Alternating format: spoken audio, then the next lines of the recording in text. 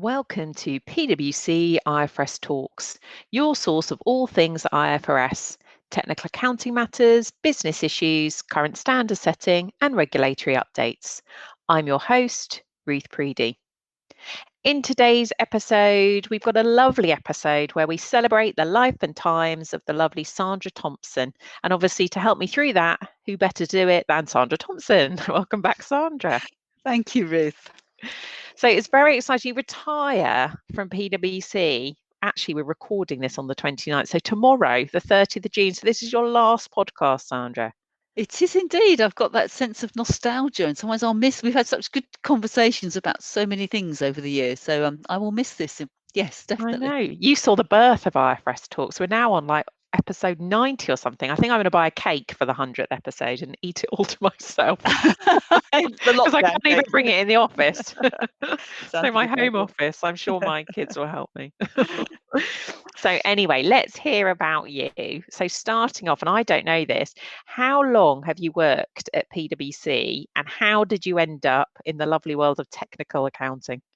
Let's start with the first. So I've been at PwC for 15 years. So I'm not a born and bred PwC Not a person. lifer. I'm not a lifer. No, I actually started my training with Anderson, and I did at least. I worked for 3 other organisations before finally finding a home at PwC. How I ended up in technical accounting, I'm tempted to say by accident. So I did my training with Anderson, started off in audit, and realised about 6 months in, I really, really did not like audit. And I volunteered to do quite a small job at the time in our mergers and acquisitions group, and it was for a client that was looking to do a cross-border acquisition in Europe and wanted to find out about all the different gaps there were in Europe, because at that point we had French gap and German gap and Spanish gap. Every country had its own gap. There was no IFRS in Europe. And I actually really enjoyed it. So I ended up staying with that group, and then got into some of the structured finance stuff they were doing to help clients who were structuring the finance for transactions, and just say really liked it. And then shortly after I qualified, I saw an ad for a job in a UK, something like the UK son of the accounting world, something called Accountancy Age, for a job at the new accounting regulator at the time, the new UK accounting regulator called the Accounting Standards Board. That just sounded interesting. I was technically underqualified, but I thought this is worth a shot. And I got it, and I moved to the Accounting Standards Board, working for a certain Professor David Tweedy, and then rest is history. Amazing. That's so exciting. I'm going to ask you about the Accounting Standards Board a bit later. What I reckon I can guess this, but let's see if I'm right or wrong. What's your favourite accounting standard and why? Well, I'm going to cheat a bit because it's not an IFRS. It's something called an FRS. So when I was at the UK's Accounting Standards Board, we issued FRS's Financial Reporting Standard. My favourite is number 4, which was called Reporting the Substance of Transactions. And I think it's my favourite, partly because it's short. It's very principles-based, so it's hard for clever people to structure around it. And it's all about communicating what's really going on. And I guess I also like it, to be honest, because I wrote it. So it was the first of some years in. Yeah, it was the first of some years in standard setting that I really enjoyed. So it's not our financial instrument standard. It's FRS 4, Reporting the Substance of Transactions. Wow, I definitely was going to say, so people that are listening, if you don't know, Sandra is obviously retiring from our global financial instruments leader. So I just decided that IFRS 9 would be your favourite there, Sandra. I got it wrong. So other than that, or that might be the answer, but what are you most proud of during your career as an accountant? Oh, that's a good question. And I think kind of loads. I think I've been incredibly fortunate. I've done some great jobs and worked with some super people, but perhaps some standouts. I think I've really enjoyed seeing other people grow and step up. I love seeing people realise their potential and move on. I remember one person who worked to me, when she left and went to another role, she sent me a little card that says, "I can't believe you made me do that," but it was really good. And I love those moments. I've loved being part of the Financial Instruments Global Accounting Network in PwC. I hope I've kind of nurtured it and looked after it in my time, and I hope to pass it on to my successors, Marie and Scott. You've probably heard on it, in very good shape. I think I was quite proud. I was the first female partner in PwC to actually become a partner when I was working part-time. That was a first for PwC. That's amazing. Which in these ages of diversity seems quite amazing, but at the time was quite a big step. So I'm proud to have been a first, if you like, and helped increase our diversity. And I think the other thing is I led our communications strategy for a while. And I'm kind of proud of the changes we made there. So these podcasts are part of that, but we've done more YouTube videos and webcasts. I hope our communications is now much easier to read. It looks much more attractive on the eye. And I think when we got into COVID-19 and we could rapidly produce all kinds of content for different audiences, I thought, yes, this is working now. So proud of that, I think. Brilliant. I absolutely love the part-time one, Sandra. That's fantastic. Thank you. Okay, so you mentioned earlier you worked at the ASB. You might have already answered this, but what's the favourite thing you worked on? Was it FRS 4? Did I get that right? Yeah, when I was at the ASB, but I didn't only work at the ASB. So after the ASB, I had a role back at Anderson's, actually doing something completely different. And then I actually had a career break when my children were about to start school. And towards the end of that time, I was approached by the same Sir David Tweedy, who at that point had moved to the IASB, the International Accounting Standards Board. You've done both. Yeah, but at the point, it was really beginning to come a force. So up to that time, the ISB had been really for a few fairly small territories, but Europe had decided to move to IFRS. And in the run up to that, they wanted some improvements to some of the pre-existing IFRSs. And they had David Tweedy was appointed to do that and set up a much bigger, much more dynamic global IASB. And he approached me to say, would you join me? And he particularly said, you know that standard called IS 39 that you never liked? Well, here is your chance to lead the team that might improve it. Here's your opportunity. Here's your opportunity to make your mark on that standard you never liked. So I took him up on this and I ran the financial instruments team at the ISB for 5 years and did my best to improve IS 39. And then I moved to PwC. And I remember the first few years when I was at PwC, when we were getting to grips with IS 39, I think I spent quite a bit of my time saying, you know, I didn't write IS 39, I only tried to improve it. You were blamed for everything. Oh, wow. So you work both standard setters. I didn't realise that. That's amazing.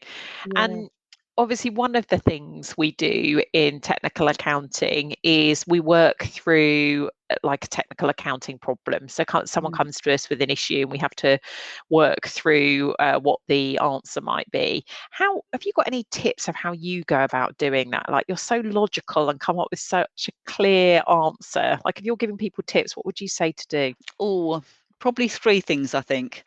The first thing I do is to start with the transaction and the commercial rationale, not start with the technical accounting literature, if you like. So to try and look out for the big issues, work out what's really going on rather than getting bogged down in the detail of paragraph, ABC says X.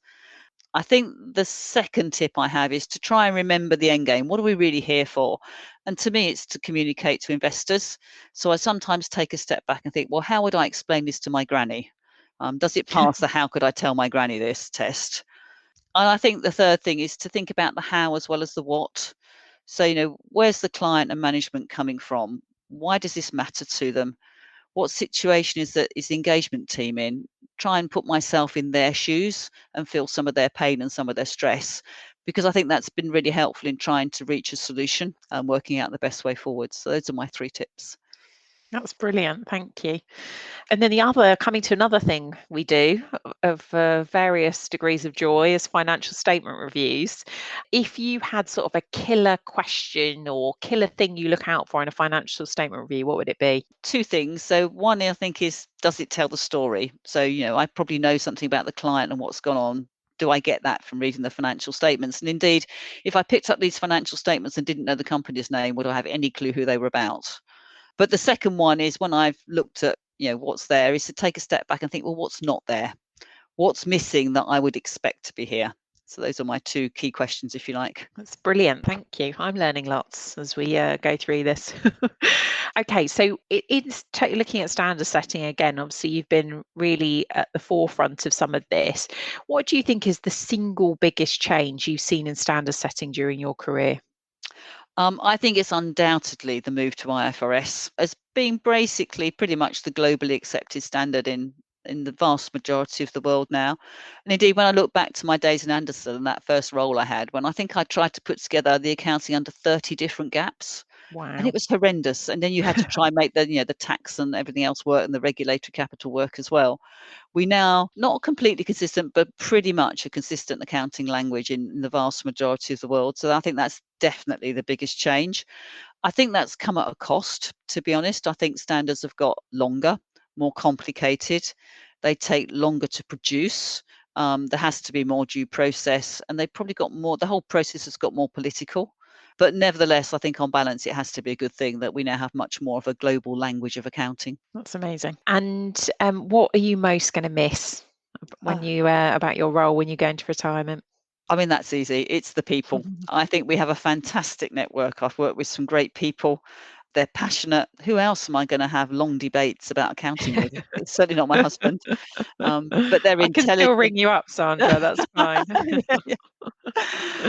We've got people who are intelligent, they're motivated, and they're always willing to help, both me and others in the network. We have a very diverse group and we make it fun. So it's the people, definitely. Brilliant. And so what are you going to do next? Come the 1st of July, what does Sandra Thompson do when she gets up in the morning?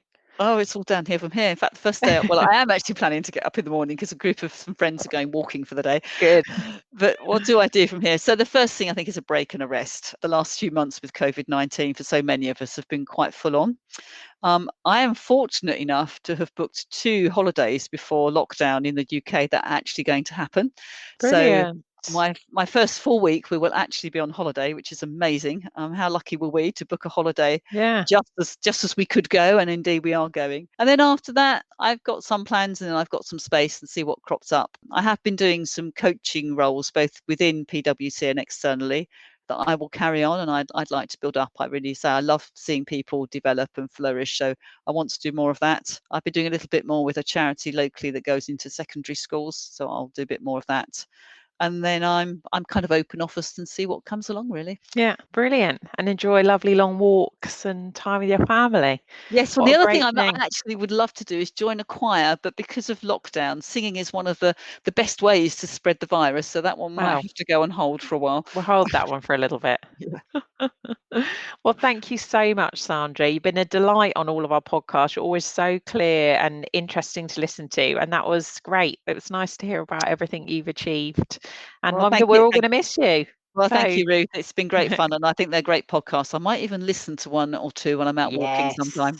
Come on. I said to Tony, you can now be those people that write into the IFRIC on your own opinions on things. Yes. I love that. I'm definitely going to do that when I retire. I'm very angry about this standard. Well, thank you very much. And to all our listeners, thank you for listening. Stay safe and happy accounting. The preceding programme was brought to you by PricewaterhouseCoopers LLP. This content is for general information purposes and is not a substitute for consultation with professional advisors.